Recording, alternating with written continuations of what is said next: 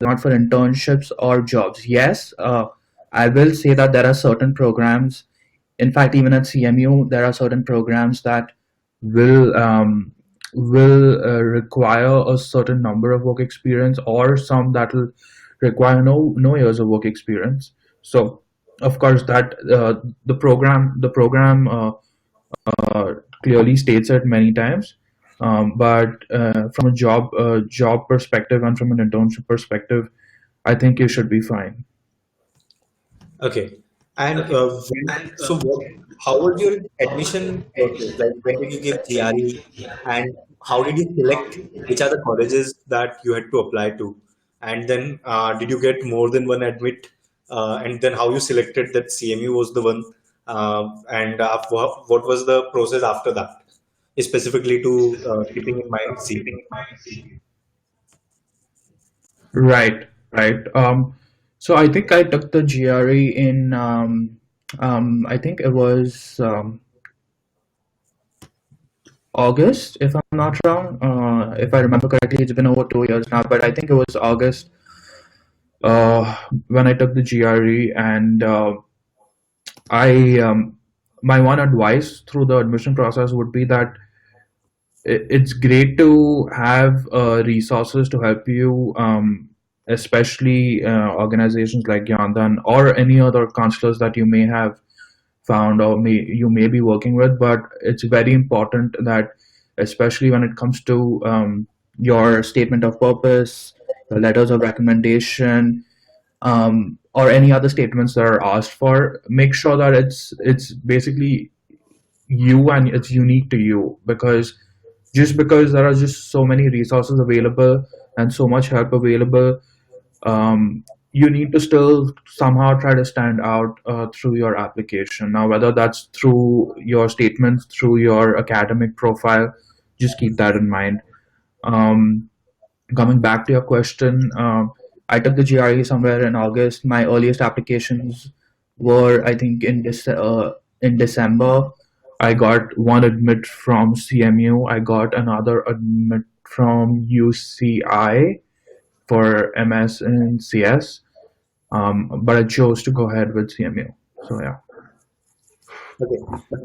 So once you decided that you wanted to go for CMU, because CMU is known for being on the higher side in terms of financial cost. So Mhm. did you take any loan, or you self-funded it? How was that process like for you? Right. Yeah, CMU is the tuition does tend to be on on the higher end of the spectrum, and I took an education loan from Prodigy Finance, and my personal feedback on the entire loan process, that it was completely, absolutely seamless.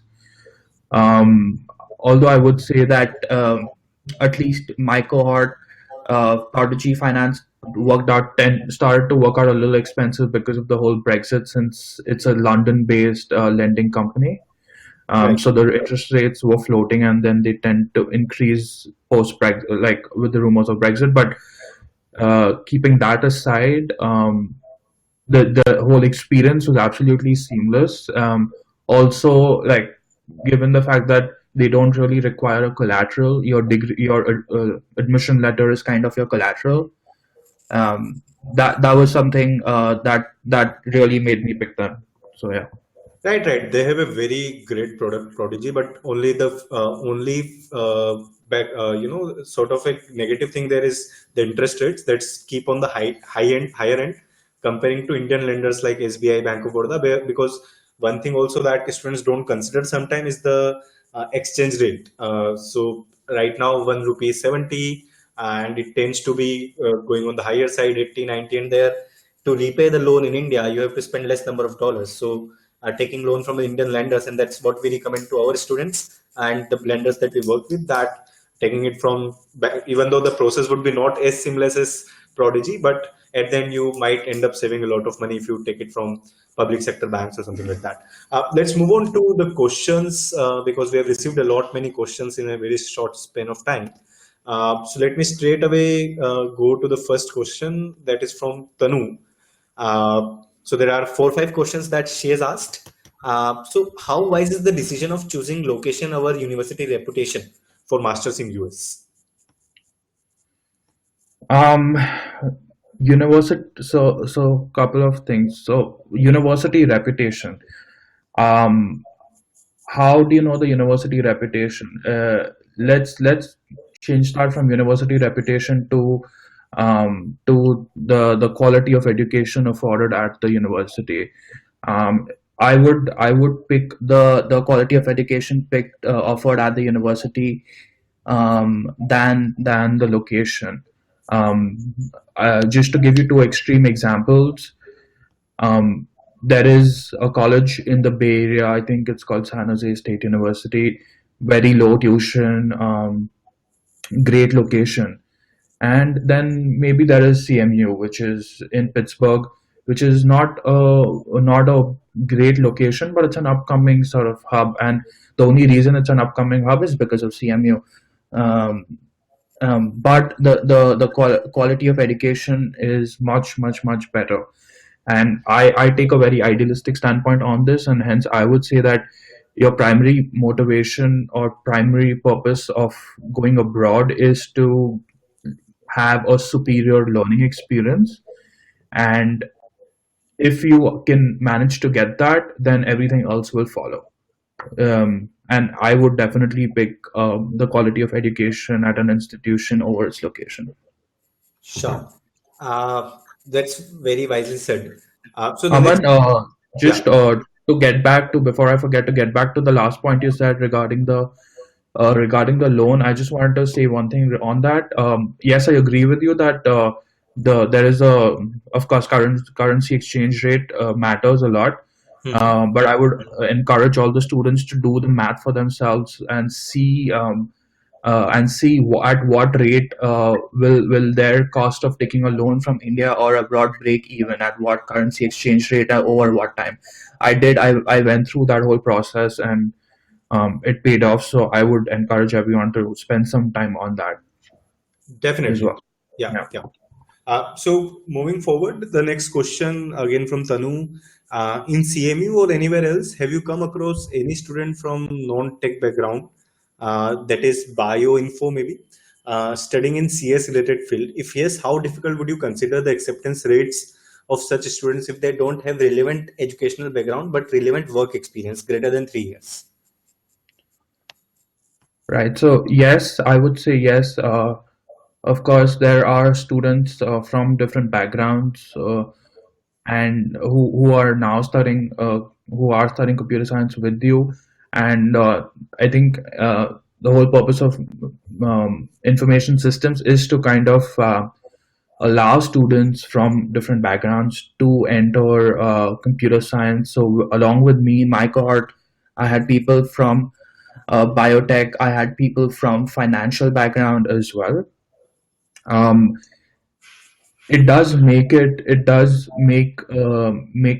into the school difficult, because you need to really prove that um, your motivations to apply to a degree which is uh, kind of tangential to what you studied so far. But if you do have work experience in the field, that reiterates your point that why you want to do why do you want to do computer science. So it is definitely more difficult, but if you have ways and means to justify it, in your case work experience, it does help your case. Unfortunately, I can't. I don't have any statistics to share with you on that front, though. Okay. So next question is, can you please broadly describe some aspect of your SOP personal statement? What do you think were the best parts that led to your acceptance? Okay, that's a tough one, because each application is read by the admissions committee, and I personally do not know what made them pick my statement of purpose or my application over the others. I would definitely say it's not only your SOP or it's not only your academics. It's a combination of everything, your entire profile put together.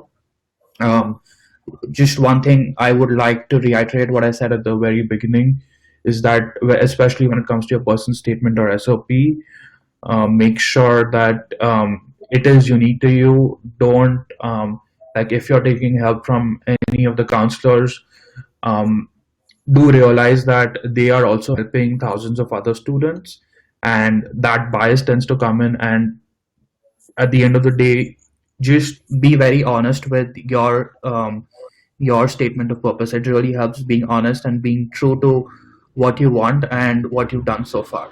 And anyone can look, especially the admissions committee, because they get so many of these applications every day. They can look through right through your statement of purpose. So just keep that in mind. Sure. So the next question is the market headed towards a recession? How difficult was it for you to land internships or jobs? Could you briefly delineate the process? To answer the first part, no, I don't think it is leading towards a recession. I'm assuming the job market you're referring to is for computer science or machine learning related roles. And how difficult was it? I would say it does require some effort, but if you have the skill set and you've learned the skill set while you're at school, and you can prove that during your interview process, it will be pretty seamless. But it requires effort in terms of being able to get that interview. And to describe the process a little bit, there are many avenues. One is on-campus job fairs. You may have heard that they are not very helpful, but I would say to the contrary. I had four offers by the time I graduated, and out of that, three of those offers were from CMU's on-campus job fair. It wasn't that I got the offer at the job fair, but it started from there. So job fairs is one. Second is building up your personal network.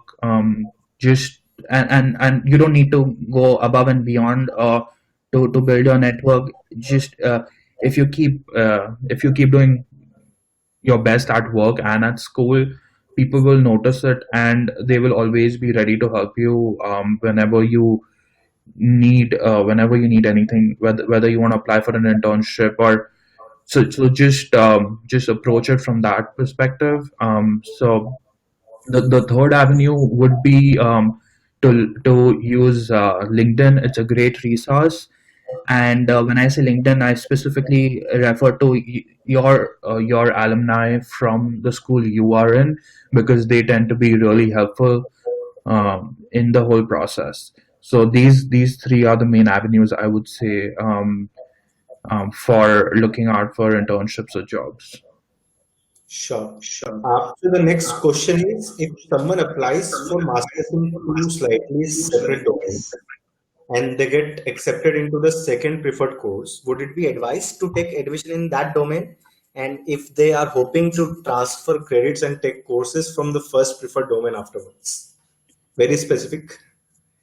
So I don't fully understand what is meant by separate domains.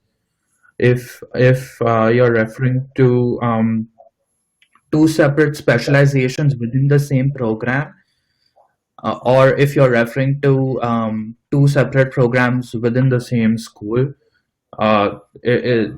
things play out very differently. Switching between specializations is, of course, very easy, and you can transfer credits as well. Um, but I don't know if you can transfer from one program to another, and how easy would that be. But one important consideration is that when you apply to a program, do see the program structure, how many units are allowed to be taken from are mandatory or predetermined, and how many units of courses can be taken are optional and left up to you. CMU does a great job at affording flexibility for you to take more than 50% of your units. I'm talking about the MIS program from any of the other schools, and that allowed me to take courses from the machine learning department, from the public policy school, from the humanities school, which is something that really helped me learn different aspects that I wanted to. So keep that in mind. Right. And how much did you spend overall for your master's, excluding any internship or financial aid? So what is it that you Typically, paid from for sorry, Aman. yeah. So what is it that you paid from your pocket? So typically, for since I started my degree in fall of 2016, and of course now the fees would have been restructured, but typically for CMU information systems back then, um, the tuition was 80,000 US dollars, and I would say another 15,000, 10 to 15,000 US dollars for your personal expenses would be the total out of pocket expense. Okay. So the next question is from Anirudh, and so he said, "I will be joining CMU in spring 2020. Can you please share advice regarding how to approach the internship issue? As far as I know, spring admits are ineligible for them." I am not. I don't think spring admits are ineligible for internships. Of course, it depends on the program. You've been admitted to. But regarding internships, I would suggest looking at internship opportunities at research labs within CMU with professors. There are great research opportunities available. If you find something that strikes a chord, don't be afraid to go and speak to the professor or at the lab. Besides that, since you're joining in spring, the career fairs are not an option because most of them happen in fall. There may be one that happens in spring, but I don't recollect completely. So just using resources like LinkedIn to reach out to people for internships would be another option that I would recommend for spring. Right. So next question is from Drishti, and she asked, "What are the different career growth opportunities for MS in CS graduate in comparison to MS in information system graduates? What are the evident differences in the two courses?" Okay, so that's a good question. I was myself pretty confused between the two programs when I started off. So just to differentiate briefly between the two programs, CS will always be very focused on fundamentals of computer science, and it'll be very technical. But you will also have schools that offer CS programs with a lot of flexibility that allows you to take courses from other schools. On the other hand, information systems is built to be broad, to give you a broad introduction to a whole variety of courses of domains like finance, economics, computer science, and it's important to realize that it depends whether your information systems program is offered from the School of Business or from the School of Computer Science, which is usually the case. So it'll tend to be more technical if it's from the School of Computer Science or a technical school, and it'll be more leaning towards the business side if it is from the business schools. Good to always keep that in mind and check the curriculum, check what courses are mandated as a part of the program and what are optional and how much flexibility it offers you. Now, coming to the career growth opportunities, based on how you decide to tailor make your program and what courses you decide to take during your degree. You can choose to you can decide what you want to go for once you graduate. So right since the time you get in, try to explore courses, try to figure out what you really want to do. Because I've seen people who did information systems and are in a pure software engineering role, and people who did CS who are working on something like financial modeling, right? Um, so it's completely up to you, and I would say just try to explore your interests and figure out what you want, where you see yourself. Right. So Anirudh had a follow-up question. What would you say is the best way to job hunt? Very open-handed, but yeah, if you can put some light on that. I would just refer back to the previous question regarding the avenues for job and internship prospects. To reiterate, I said number one would be career fairs, number two would be your personal network, and number three would be resources like LinkedIn and your alumni that you can reach out to via these resources. Right. Now, next question is from Vasu, and so the first question is getting job in data science, though, as it's a specialized branch, it's tough. As it's a specialized branch. I would say, given in the recent couple of years with the advent of this field, there are of course a lot of there are a lot of openings, but there are a lot of opportunities available. But at the same time, there are also a lot of there is no dearth of supply. There are too many people as well who are looking for those jobs. So but it's easy to differentiate between someone who knows the fundamentals and is coming from a very strong technical background and has good and strong fundamentals, and versus someone who has just picked up a professional degree in the field, and his or her understanding is very superficial. So I would say the best it's not tough if you are good at it. And to get good at it, try to focus on the fundamentals. Right. So since data science is still an emerging branch, should one go for 12 to 16 months course or a 2-year course? Also, does it make any difference? If you ask me that question, I would say even 2 years is less, because the learning experience that you have, and the amount that you learn at uh, at a good institution is incredible. And honestly, I felt that 2 years is also not good enough. So I would recommend you to typically go for a 2-year course, because 12 months is or 16 months is just too short for you to move to a new country, settle in, start learning, and understand what it's like.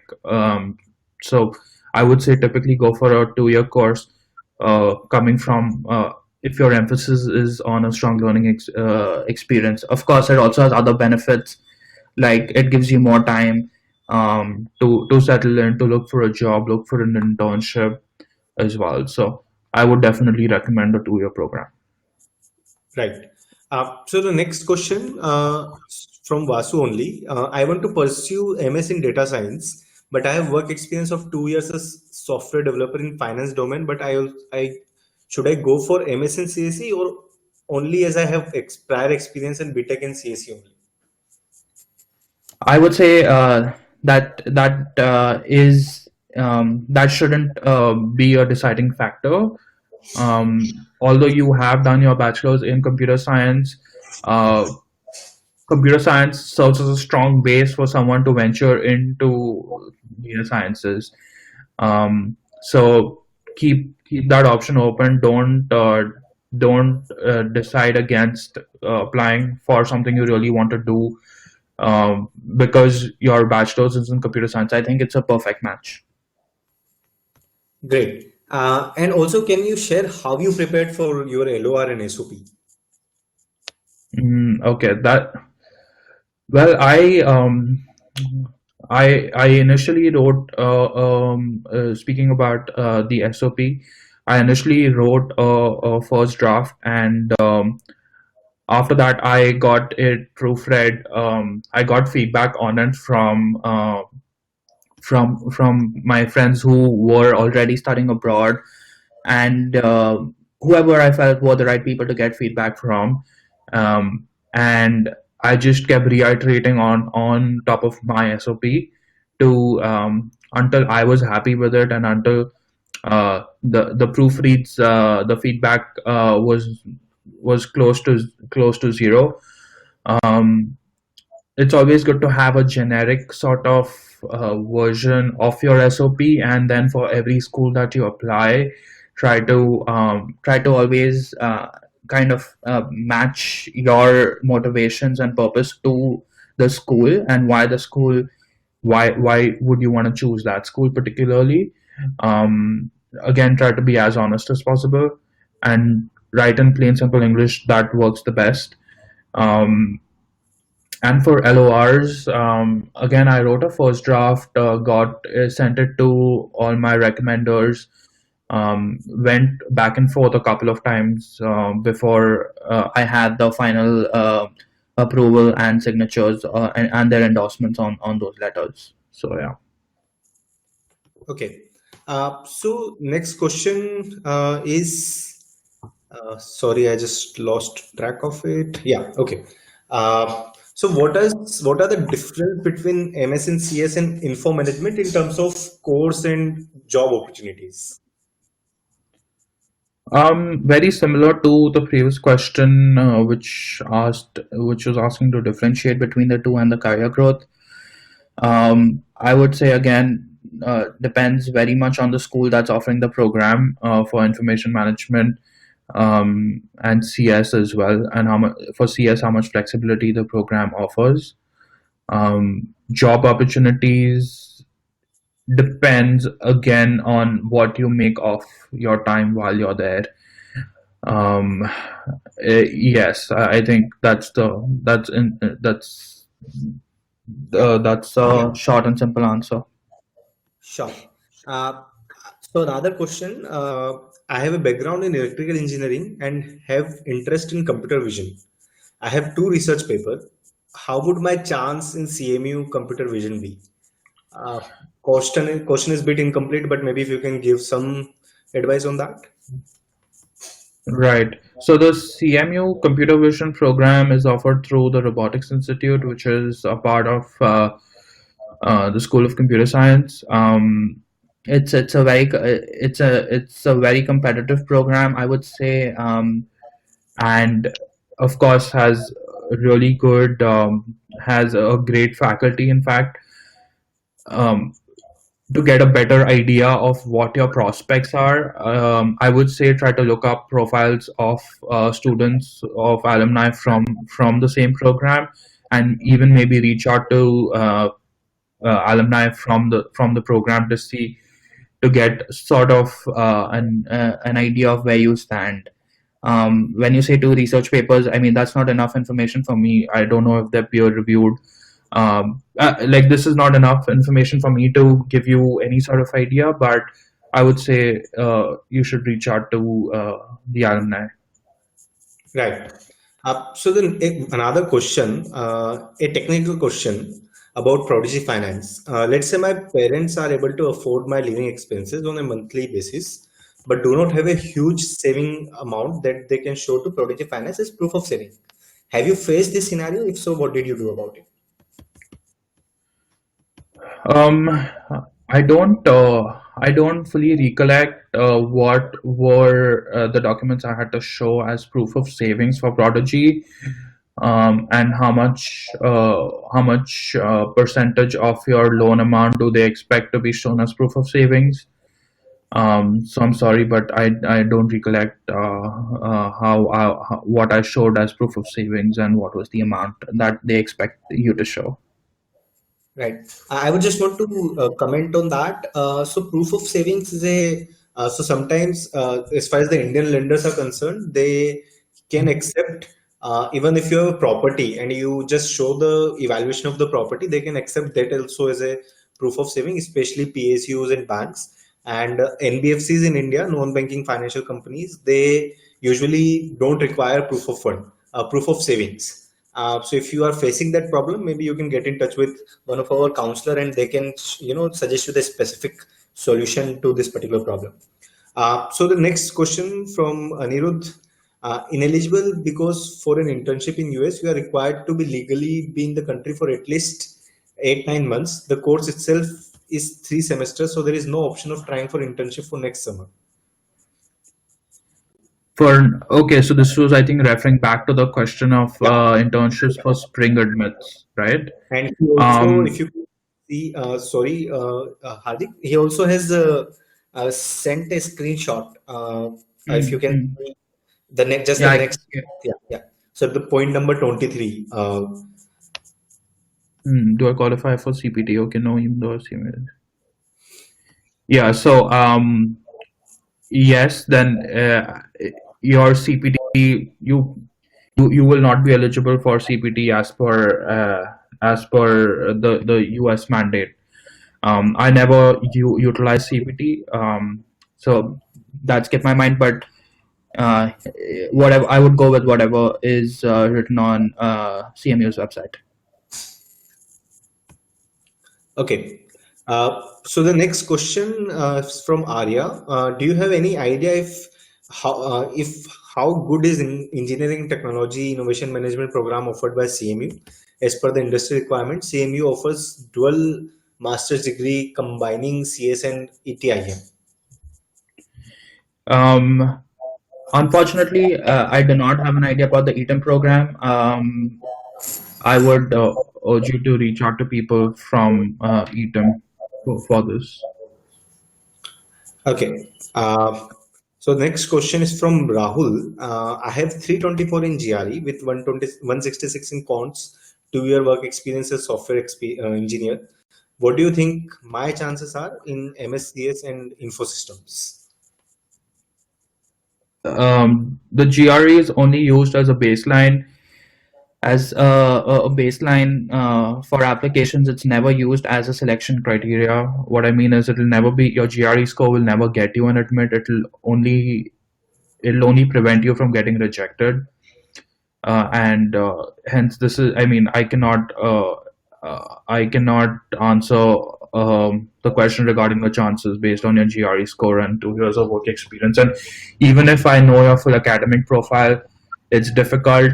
I mean, at most, you can look at the previous profiles of previous students and see where you stand. It's very difficult to come up with a probability. Right. So Rahul, I would suggest you one thing there. If you just want to know what is your chances, maybe you can check our admit predictor on our website. There you can get a bit of an idea, not accurately, but bit of an idea about your chances based on the database that we have of more than 1.5 lakh students. Hardik, if you can just let us know what is the average GRE score that you have seen around, and what is the average work experience that you have seen around in your batch there? Sure. So information systems, actually there are three sort of tracks. One is 12 months, which requires a minimum 2 years of work experience. So of course the work experience there would be higher. I did the one which is the 21-month track, and that doesn't require that doesn't have any explicit work experience requirements. But having said that, there were people with me. My batch of 90 students was a good mix of freshers, 1 year, and typically of max up to 2 years experience in my 21-month track program.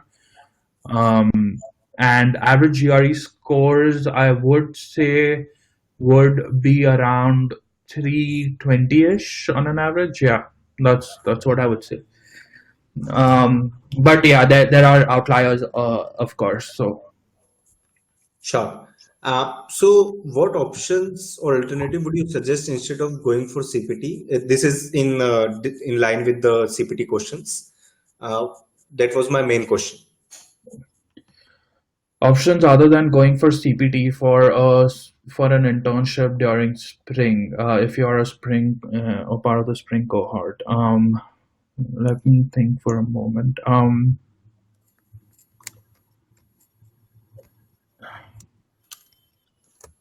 I don't think you can. I don't think you can even work on campus, Anirudh, because it requires you to use to be eligible for CPT. So um, in the first semester, definitely not. Maybe after your second semester, you can look up TA or RA opportunities. But I that's all I can think of right now. Okay. So the next question is, what is your opinion of the robotics program from WPI? How does its program compare with that of CMU, if you do know about it? No, I'm sorry. I don't know about the robotics program from WPI. Um, uh, CMU's Robotic Institute was, I think, one of the first in the country, and it's very reputed. I did take a couple of courses from the Robotics Institute while I was at CMU, so that is a really good program for sure. But I don't know about WPI. Okay. Next question is from Amoga, and what are the job opportunities in East Coast compared to West Coast in computer engineering course?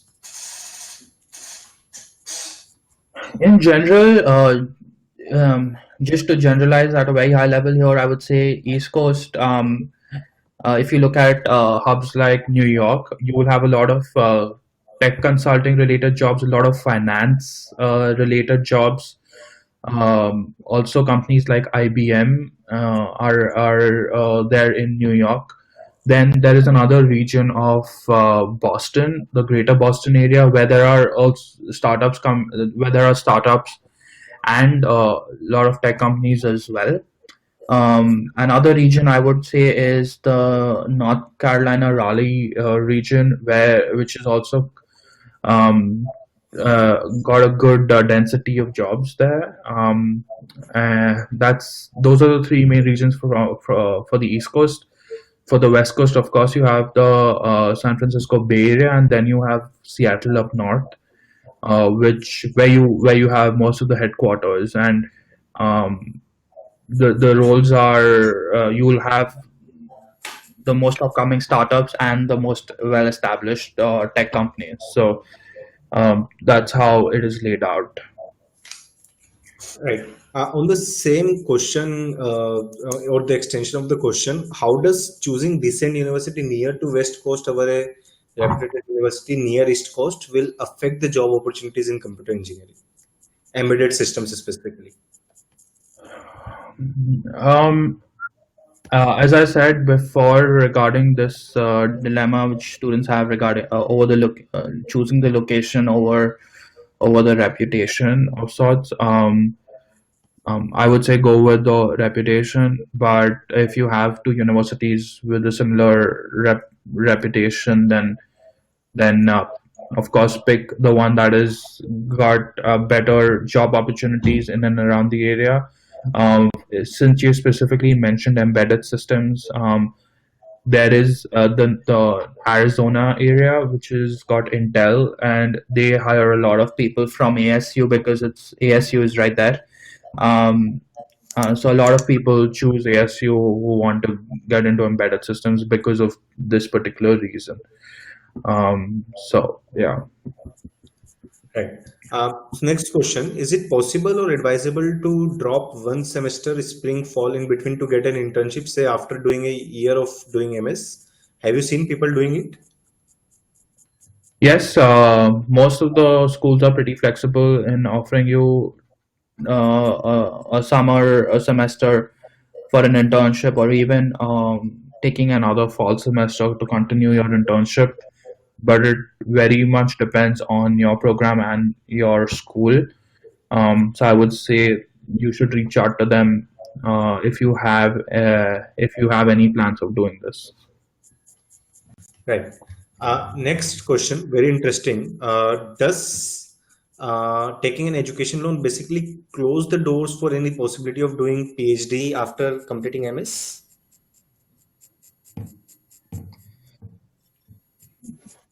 I am not sure on this question, Aman. Yeah. Uh, or of I wouldn't I wouldn't agree with it. I would say not really, but I'm not the best person to answer this question. Right. I would just say one thing there. So it really depends how much loan that you are taking. Usually, what we have seen in our database is, many students take loan through GyanDhan, and we help them in repayment as well. So students generally repay the loan if like 20-25 lakh rupees, depending on the kind of university they are going to, in 2 to 3 years. So worst come worst, the option is that you do 2 to 3 years job and then you can go for the PhD. And also there are policies in place where you can extend the moratorium period. If you're, so usually if let's say you're doing a master's, then you're going to for PhD, you can extend from the Indian banks, you can extend the moratorium period from 2 years to 5 years, 6 years, and it's very relative. It depends on bank to bank, but PSUs in India do have that options as far as the policy is concerned. Obviously, it would be very difficult to get it executed, but yeah, people do that, and that is an option as well. So yeah, I think that should answer your question there. So I think we are done with all the questions that students ask, and we also it's 7:55 IST. Uh, Hardik, if you want to summarize the entire session, what do you want to that? What message that you want to give to the students or the aspirants who are who are going to come to US and specifically CMU? Right. Sure. So I just have a couple of points that I would like to go over again. I must have mentioned them throughout this whole session, and I think it's important to reiterate them.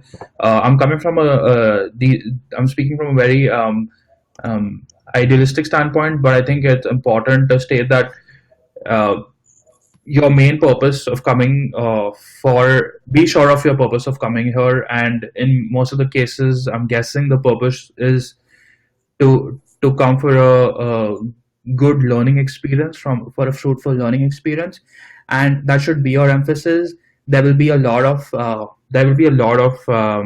pressure from all sides regarding job opportunities, internships, and that's fair because you are making an investment which you need to make sure pays back. But I think if you do focus on trying to achieve your goals from a learning perspective, um, whether it's a job or internship will follow through. And I mean, because at the end of the day, if you're going for an interview and you don't have your fundamentals in place, you don't have the skill set required for the job, no one's going to give you a job. So I would say first focus on learning, and second focus on getting a job or getting an internship and so on. And pick a school um, that echoes or resonates with your field of study. Location, job prospects are important, but are secondary. Uh, that's all I would like to tell you guys. Right. Thank you, Hardik, for giving out your time, and it was very helpful. I've learned a lot about CMU, and all the participants. I hope this was helpful for you. If you have any feedback, please share it with us on contact@gyandhan.com. Or if you need any help as far as education abroad is concerned, be it your SOP, LORs, admissions, education loans, visas, even things like air ticketing and forex, we do have all the options available with us. So just don't hesitate, pick up the call or drop an email, and somebody from our team will reach out to you. So with this, I am ending this session. Thanks a lot, Hardik. Once again, I hope this was also a good experience for you. And let us know if in any way we can help you. We would love to do that. Absolutely, Aman, and phenomenal job with GyanDhan. Keep it up, and good luck to all of you guys looking to come for your studies. Sure. Thanks a lot. Bye bye. Yeah. Bye.